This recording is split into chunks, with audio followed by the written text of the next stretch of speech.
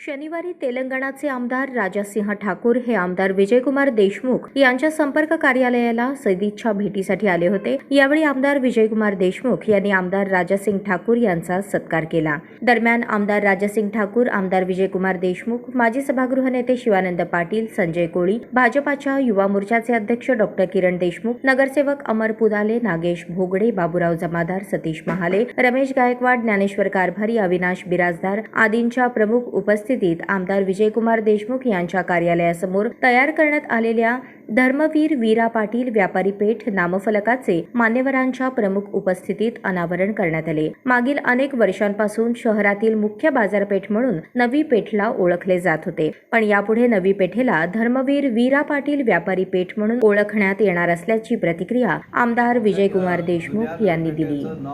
गेल्या 7 वर्षापूर्वी धर्मवीर वीरा पाटील व्यापारी पेठ म्हणून आपल्या या बोर्डामध्ये मंजुरी मिळाली होती। गेल्या 7 वर्षापासून त्याला महानगरपालिकेने कुठलं बोर्ड किंवा कुठलं नाव प्रचलित आलं नव्हतं, म्हणून आज आपल्या हैदराबादचे आमदार आदरणीय राजासिंग आज सोलापूरला आले असताना त्यांच्या हस्ते आज याचं कोनशिला आज उद्घाटन झालं। ह्याच्यापुढं या जुन्या नवी पेठचं नाव आता धर्मवीर वीरा पाटील व्यापारी पेठ असं नाव करण्यात येईल।